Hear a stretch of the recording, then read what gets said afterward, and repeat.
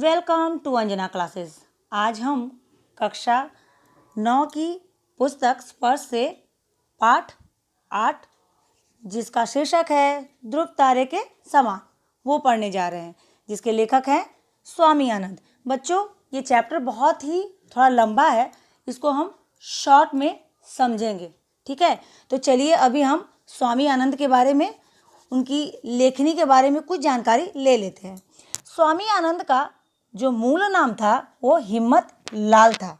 उनका जन्म 1887 गुजरात में काठियावाड़ में हुआ था। 10 वर्ष की आयु में इन्हें कुछ साधु अपने साथ ले गए थे और उनका नाम स्वामी आनंद रख दिया। वे 1907 में स्वतंत्रता आंदोलन से जुड़कर कुछ दिन तक तरुण हिंद अखबार निकालते रहे, फिर बाल गंगाधर तिलक के अखबार केसरी से जुड़ गए। 1917 में गांधी जी के निर्देशन में नवजीवन और यंग इंडिया को प्रसार किया। वहाँ की व्यवस्था संभाल ली। उसके बाद उन्होंने स्वामी आनंद गांधी जी और उनके सचिव महादेव भाई के और प्यारेलाल के निकट से उन्हें जानने लगे। तो ये जो उन्होंने शुक्र तारे के समान लिखा है, उन्होंने गांधी जी के करीबी जो थे महादेव, उनके बारे में लिखा है। बच्चों, शुक्र तारा जो होता है वो ऐसा ग्रह होता है, वो सूर्य से भी उज्जवल और ही बहुत ही प्रकाशित ग्रह होता है, और जिसे उसकी उपमा किस महादेव जी को एक शुक्र तारा के समान उनको उपमा के रूप में दिया है। तो चलिए हम आगे पढ़ते हैं। शुक्र तारे के समान आकाश के तारों में शुक्र का विशेष स्थान है। अपनी चमक के कारण यह कवियों द्वारा वर्णित किया जाता रहा है। यद्यपि यह सुबह शाम 2 घंटे से अधिक नहीं दिखता है, परंतु अपनी चमक बिखेर जाता है। शुक्र तारे के समान ही भारत की स्वतंत्रता के उषा काल अर्थात प्रारंभिक में अपनी आभा बिखेर कर दुनिया को मुग्ध करके अचानक अस्त हो गए। वे कौन थे? गांधी जी के मंत्री थे और मित्रों में विनोदपुर मतलब हंसी मजाक किया करते थे। खुद को गांधी जी का हमबाल कहते थे। वे अपना परिचय पीर, बावर्ची, विस्ती, खर के रूप में देना अपना गौरव समझते थे। 1917 में गांधी जी ने उन्हें अपना उत्तराधिकारी का पद सौंप दिया। 1919 में गांधी जी के पलवर स्टेशन पर गिरफ्तार कर लिया गया। गांधी जी को उनके जाने के बाद महादेव भाई को अपना वारिस, जब वो उन्हें गिरफ्तार कर लिया गया तब उन्होंने उन्हें अपना वारिस के रूप में स्वीकार कर लिया।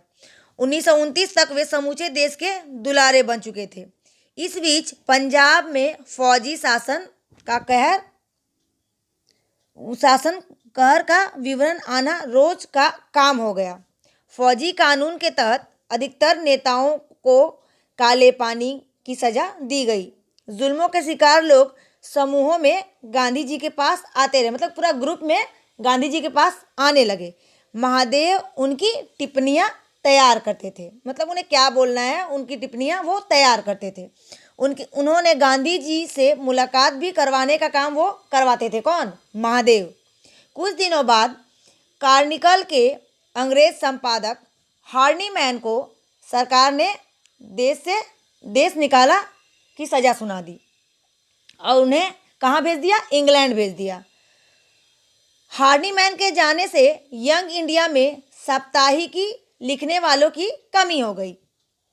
गांधी जी को यंग इंडिया का संपादक बना दिया गया। इस प्रकार गांधी जी के पास ढेरों सारा काम बढ़ गया। यंग इंडिया के पास नवजीवन नामक साप्ताहिक भी अहमदाबाद से निकाला जाने लगा। महादेव भाई के साबरमती पहुंचने पर ग्राहक के हिसाब तथा डाक में डलवाने का भी काम जो है, उनकी जिम्मेदारी जो है इन्हें दे दी गई। गांधी जी के देश भ्रमण पर होने के कारण वे वहीं से लेख भेजते और महादेव भाई उन्हें छापते थे। मतलब गांधी जी जब बाहर रहते थे, विदेशों में रहते थे, तो वहाँ से वो अपनी लेख भेजते थे और वो उन्हें महादेव जो थे वो उन्हें छपवाते थे। महादेव भाई देश विदेश के अग्रगण्य समाचार पत्रों को देखकर उनको आड़े हाथों लेने वाले लेख भी लिखते थे।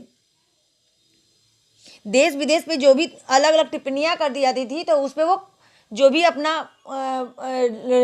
मंतव्य, अपना अंदर की जो भी भड़ास थी वो वहाँ निकालते थे, वहाँ वो बोलते थे। गांधी जी की शिक्षा विरोधियों से भी विनय विवेक युक्त बातचीत, मतभेद और विरोधी प्रचारों के बीच समाचार पत्रों की दुनिया में एमडी को व्यक्तिगत रूप से लोकप्रिय बना दिया गया। गांधी जी के पास आने से पहले महादेव भाई अनुवादक की नौकरी भी किया करते थे। अपने मित्र नरी भाई के साथ वे वकालत पढ़ चुके थे। यद्यपि यहाँ वकालत का काम तो नहीं था, पर वह कुशलता जरूर काम आ रही थी। मतलब यहाँ वकालत का काम तो नहीं था, लेकिन वहाँ की जो कुशलता थी, जो उन्होंने वहाँ सीखा था, वो यहाँ पे काम आ रही थी। वे वर्तमान राजनीति प्रवाहों और घटनाओं की ताज़ा जानकारी वाली पुस्तक अवश्य पढ़ते थे। यात्रा के दौरान भी वे लेख लिखते तथा समाचार पत्र पत्रिकाएं पढ़ते रहते थे।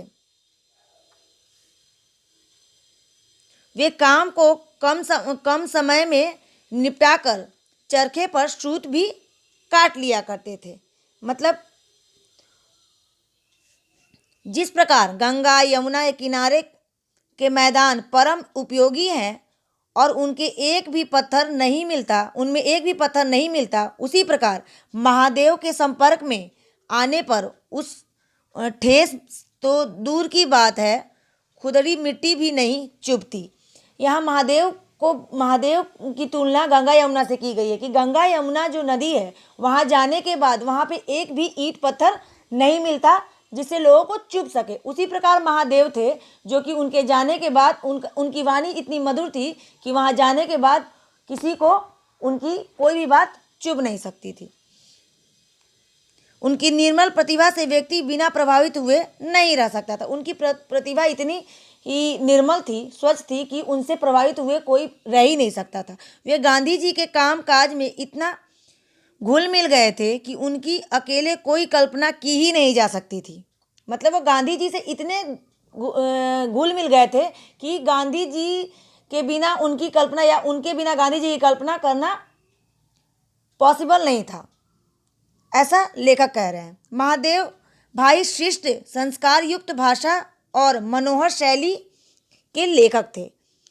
समय भाव होने के बाद भी उन्होंने गांधी जी की आत्मकथा सत्य के प्रयोग का अंग्रेजी अनुवाद किया था, जो यंग इंडिया में छपता रहा और पुस्तक के रूप में उनके अनगिनत संस्करणों पूरे विश्व में बिके। उनके अलग अलग संस्करण जो है वो विश्व में बिके थे। 1934 और 35 में गांधी जी मगनबाड़ी से गांव आ गए। महादेव भाई वर्धा की गर्मी में मगनबाड़ी से सेवाग्राम मील पैदल आते जाते थे। कितना मील पैदल आते जाते थे? 11 मील पैदल आते जाते थे। उससे उनके स्वास्थ्य पर प्रतिकूल प्रभाव पड़ा, जो उनकी मृत्यु का कारण में से एक था। वो मतलब 1934-35 में वो महादेव जो थे वो गर्मियों में मगनबाड़ी सेवाग्राम में 11 किलोमीटर था, वहाँ से वो पैदल आते जाते थे, जो कि उनके मृत्यु का कारण बना। उनकी मृत्यु पर गांधी जी बहुत दुखी थे। गांधी जी बाद के सालों में बुलाते थे प्यारे लाल को बुलाते थे, पर मुंह से अनायास महादेव ही निकलता था। मतलब कि बोल रहा है कि प्यारे लाल बुलाते थे किसको? स्वामी आनंद को बुलाते थे, लेकिन अनायास एकाएक उनके मुंह से क्या निकलता था? महादेव ही निकलता था। तो सूर्य के अस्त शुक्र तारा अर्थात कि शुक्र तारे की जो जब उदय होता है बच्चों, तो उस समय मांगलिक कार्य, बड़े ही शुभ कार्य स्टार्ट हो जाते हैं, उनकी शुरुआत हो जाती है। लेकिन जब ये ध्रुव तारा अस्त होता है तो बहुत ही उसमें अड़चनें आती है। तो इसीलिए लेखक ने महादेव जी को क्या कहा है? ध्रुव तारे के समान कहा है। जिस प्रकार शुक्र तारा बहुत ही चमकीला होता है, और उसी तरह जब तक वो जीवित रहे, कौन? महादेव जी, तब तक वो शुक्र तारे के समान चमकते रहे, और उनके अस्त होने के बाद उनकी कमी महसूस हुई। तो अगर आपको ये वीडियो अच्छा लगे तो please like, subscribe and comment. अगर आपको इसका क्वेश्चन आंसर भी चाहिए बच्चों, तो प्लीज़ कमेंट सेक्शन में जाके मुझे बताएं। Thank you for watching my video.